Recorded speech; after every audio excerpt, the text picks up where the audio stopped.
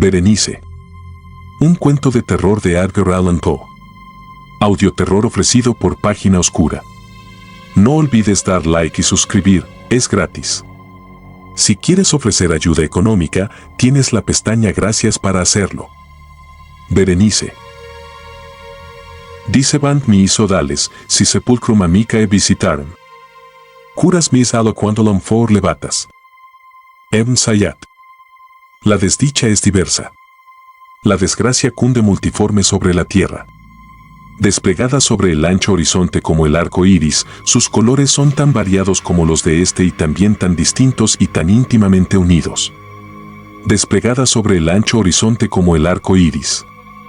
¿Cómo es que de la belleza he derivado un tipo de fealdad, de la alianza y la paz, un símil del dolor? Pero así como en la ética el mal es una consecuencia del bien, así, en realidad, de la alegría nace la pena. O la memoria de la pasada beatitud es la angustia de hoy, o las agonías que son se originan en los éxtasis que pudieron haber sido. Mi nombre de pila es Egaeus, no mencionaré mi apellido. Sin embargo, no hay en mi país torres más venerables que mi melancólica y gris heredad. Nuestro linaje ha sido llamado raza de visionarios y en muchos detalles sorprendentes en el carácter de la mansión familiar, en los frescos del salón principal, en las colgaduras de los dormitorios, en los relieves de algunos pilares de la sala de armas, pero especialmente en la galería de cuadros antiguos, en el estilo de la biblioteca y, por último, en la peculiarísima naturaleza de sus libros, hay elementos más que suficientes para justificar esta creencia. Los recuerdos de mis primeros años se relacionan con este aposento y con sus volúmenes, de los cuales no volveré a hablar. Allí murió mi madre. Allí nací yo. Pero es simplemente ocioso decir que no había vivido antes, que el alma no tiene una existencia previa. ¿Lo negáis? No discutiremos el punto. Yo estoy convencido, pero no trato de convencer. Hay, sin embargo, un recuerdo de formas aéreas, de ojos espirituales y expresivos, de sonidos musicales, aunque tristes, un recuerdo que no será excluido, una memoria como una sombra, vaga, variable, indefinida, insegura, y como una sombra también en la imposibilidad de librarme de ella mientras brille el sol de mi razón. En ese aposento nací. Al despertar de improviso de la larga noche de eso que parecía, sin serlo, la no existencia, a regiones de hadas, a un palacio de imaginación, a los extraños dominios del pensamiento y la erudición monásticos, no es raro que mirara a mi alrededor con ojos asombrados y ardientes. Que malgastara mi infancia entre libros y disipara mi juventud en ensoñaciones, pero sí es raro que transcurrieran los años y el cenit de la virilidad me encontrara aún en la mansión de mis padres. Sí, es asombrosa la paralización que subyugó las fuentes de mi vida. Asombrosa la inversión total que se produjo en el carácter de mis pensamientos más comunes. Las realidades terrenales me afectaban como visiones, y solo como visiones, mientras las extrañas ideas del mundo de los sueños se tornaron, en cambio, no en pasto de mi existencia cotidiana, sino realmente en mi sola y entera existencia. Berenice y yo éramos primos y crecimos juntos en la heredad paterna. Pero crecimos de distinta manera, yo, enfermizo, envuelto en melancolía, ella, ágil, graciosa, desbordante de fuerzas, suyos eran los paseos por la colina, míos, los estudios del claustro, yo. Viviendo encerrado en mí mismo y entregado en cuerpo y alma a la intensa y penosa meditación, ella, vagando despreocupadamente por la vida, sin pensar en las sombras del camino o en la huida silenciosa de las horas de alas negras. Berenice. Invoco su nombre. Berenice. Y de las grises ruinas de la memoria mil tumultuosos recuerdos se conmueven a este sonido. Ah, vívida acude ahora su imagen ante mí, como en los primeros días de su alegría y de su dicha. Ah, espléndida y, sin embargo, fantástica belleza. O sílfide entre los arbustos de Arnheim. O náyade entre sus fuentes. Y entonces todo es misterio y terror, y una historia que no debe ser relatada. La enfermedad, una enfermedad fatal, cayó sobre ella como el simún, y mientras yo la observaba, el espíritu de la transformación la arrasó, penetrando en su mente, en sus hábitos y en su carácter. Y de la manera más sutil y terrible llegó a perturbar su identidad. ¡Ay! El destructor iba y venía, y la víctima, ¿dónde estaba? Yo no la conocía o, por lo menos, ya no la reconocía como Berenice. Entre la numerosa serie de enfermedades provocadas por la primera y fatal, que ocasionó una revolución tan horrible en el ser moral y físico de mi prima, debe mencionarse como la más afligente y obstinada una especie de epilepsia que terminaba no rara vez en catalepsia. Estado muy semejante a la disolución efectiva y de la cual su manera de recobrarse era, en muchos casos, brusca y repentina. Entretanto, mi propia enfermedad, pues me han dicho que no debo darle otro nombre, mi propia enfermedad, digo, crecía rápidamente, asumiendo, por último, un carácter monomaníaco de una especie nueva y extraordinaria, que ganaba cada vez más vigor y, al fin, obtuvo sobre mí un incomprensible ascendiente. Esta monomanía, si así debo llamarla, consistía en una irritabilidad morbosa de esas propiedades de la mente que la ciencia psicológica designa con la palabra atención. Es más que probable que no se me entienda, pero temo, en verdad, que no haya manera posible de proporcionar a la inteligencia del lector corriente una idea adecuada de esa nerviosa intensidad del interés con que en mi caso las facultades de meditación, por no emplear términos técnicos, actuaban y se sumían en la contemplación de los objetos del universo, aún de los más comunes. Reflexionar largas horas, infatigable, con la atención clavada en alguna nota trivial, al margen de un libro o en su tipografía. Pasar la mayor parte de un día de verano absorto en una sombra extraña que caía oblicuamente sobre el tapiz o sobre la puerta. Perderme durante toda una noche en la observación de la tranquila llama de una lámpara o los rescoldos del fuego, soñar días enteros con el perfume de una flor, repetir monótonamente alguna palabra común hasta que el sonido, por obra de la frecuente repetición, dejaba de suscitar idea alguna en la mente. Perder todo sentido de movimiento o de existencia física gracias a una absoluta y obstinada quietud, largo tiempo prolongada. Tales eran algunas de las extravagancias más comunes y menos perniciosas provocadas por un estado de las facultades mentales, no único, por cierto, pero sí capaz de desafiar todo análisis o explicación. Mas no se me entienda mal. La excesiva, intensa y mórbida atención así excitada por objetos triviales en sí mismos no debe confundirse con la tendencia a la meditación, común a todos los hombres, y que se da especialmente en las personas de imaginación ardiente. Tampoco era, como pudo suponerse al principio, un estado agudo o una exageración de esa tendencia, sino primaria y esencialmente distinta, diferente. En un caso, el soñador o el fanático, interesado en un objeto habitualmente no trivial, lo pierde de vista poco a poco en una multitud de deducciones y sugerencias que de él proceden, hasta que, al final de un ensueño colmado a menudo de voluptuosidad, el incitamentum o primera causa de sus meditaciones desaparece en un completo olvido. En mi caso, el objeto primario era invariablemente trivial, aunque asumiera, a través del intermedio de mi visión perturbada, una importancia refleja y real. Pocas deducciones, si es que aparecía alguna, surgían, y esas pocas retornaban tercamente al objeto original como a su centro. Las meditaciones nunca eran placenteras, y al cabo del ensueño, la primera causa, lejos de estar fuera de vista, había alcanzado ese interés sobrenaturalmente exagerado que constituía el rasgo dominante del mal. En una palabra, las facultades mentales más ejercidas en mi caso eran, como ya lo he dicho, las de la atención, mientras en el soñador son las de la especulación. Mis libros, en esa época, si no servían en realidad para irritar el trastorno, participaban ampliamente, como se comprenderá, por su naturaleza imaginativa e inconexa, de las características peculiares del trastorno mismo. Puedo recordar, entre otros, el tratado del noble italiano Coelho Secundus Curio de Amplitudine Beati Regni Dei, la gran obra de San Agustín La ciudad de Dios y la de Tertuliano, De carne Christi, cuya paradójica sentencia, mortus est Dei filius, credibili est quia ineptum est, et sepultus resurrexit, certum est quia impossibili est. Ocupó mi tiempo íntegro durante muchas semanas de laboriosa e inútil investigación.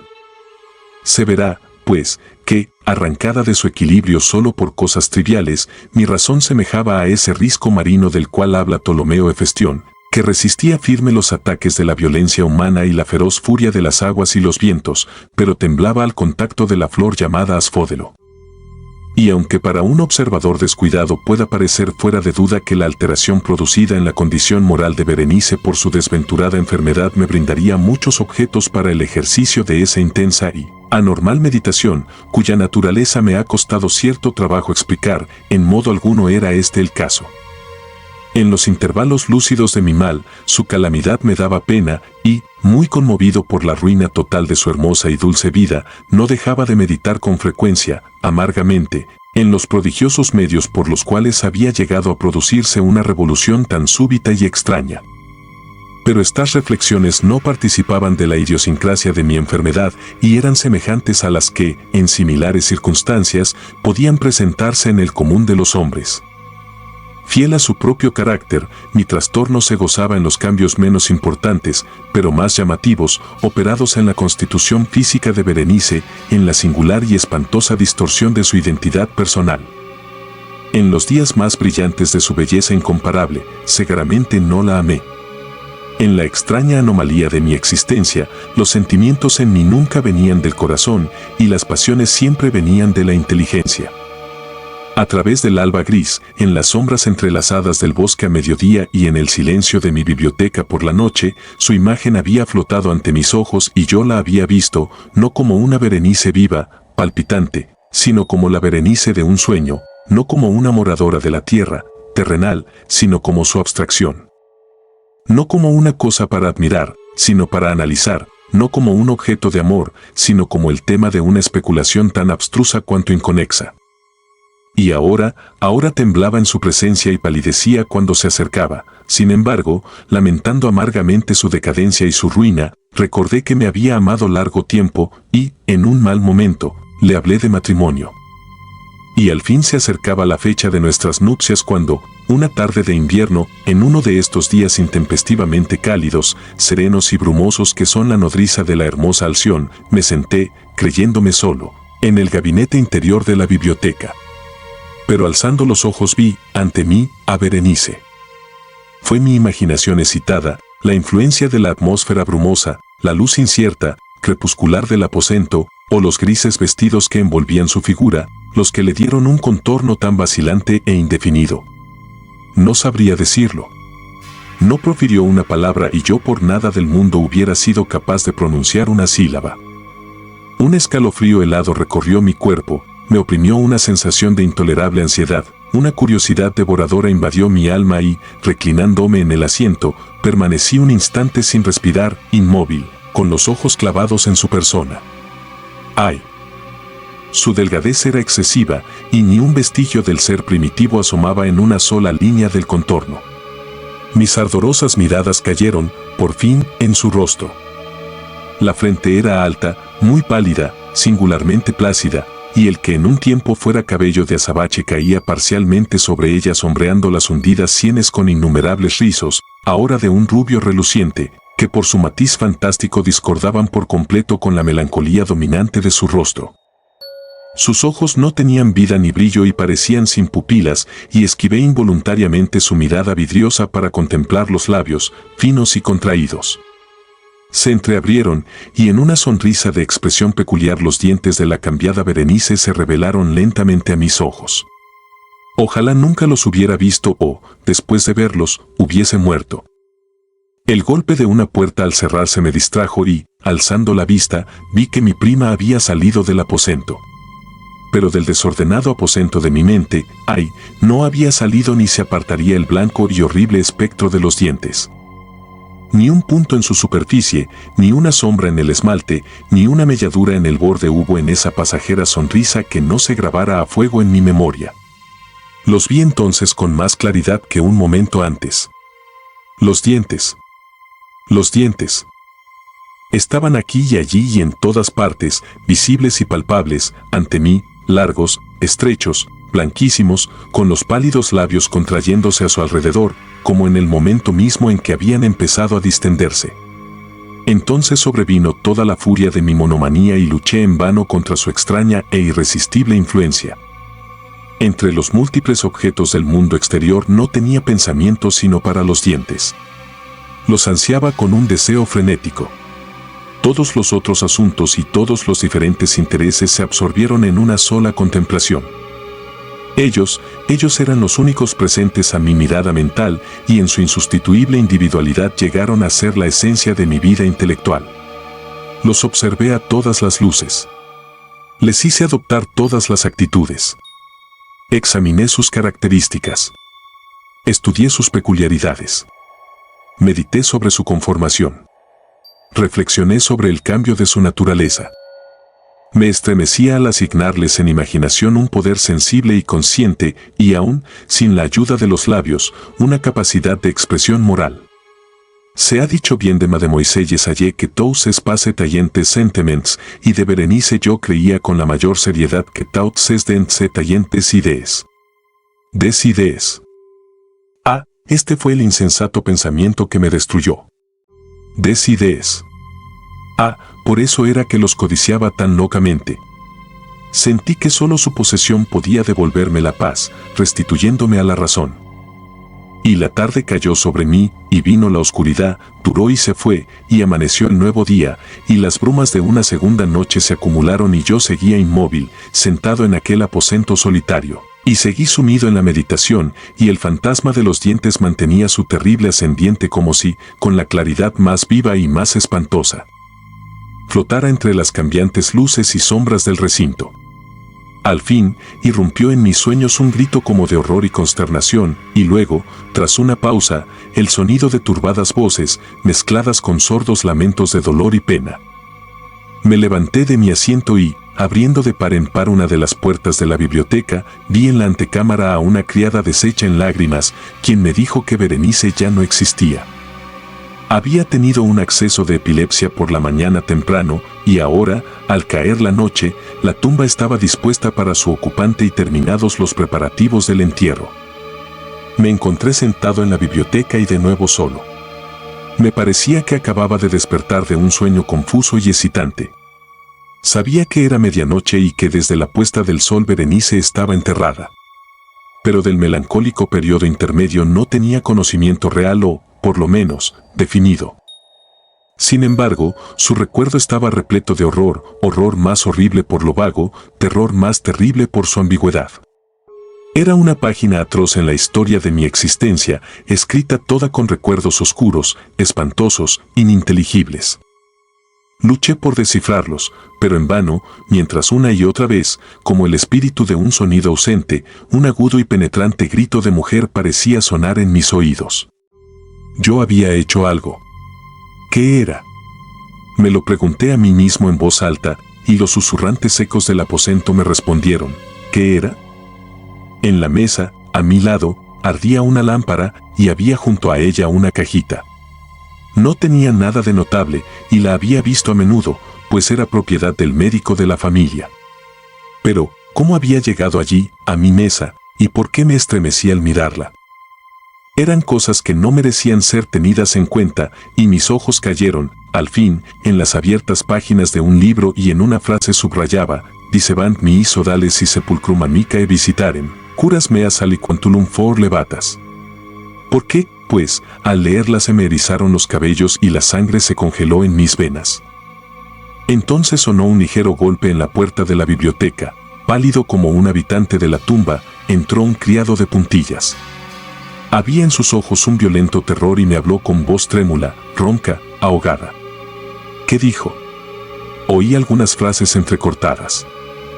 Hablaba de un salvaje grito que había turbado el silencio de la noche, de la servidumbre reunida para buscar el origen del sonido, y su voz cobró un tono espeluznante, nítido, cuando me habló, susurrando, de una tumba violada, de un cadáver desfigurado, sin mortaja y que aún respiraba, aún palpitaba, aún vivía. Señaló mis ropas, estaban manchadas de barro, de sangre coagulada. No dije nada, me tomó suavemente la mano, tenía manchas de uñas humanas. Dirigió mi atención a un objeto que había contra la pared, lo miré durante unos minutos, era una pala. Con un alarido salté hasta la mesa y me apoderé de la caja. Pero no pude abrirla, y en mi temblor se me deslizó de la mano, y cayó pesadamente, y se hizo añicos, y de entre ellos, entrechocándose, rodaron algunos instrumentos de cirugía dental, mezclados con 32 objetos pequeños, blancos, marfilinos, que se desparramaron por el piso.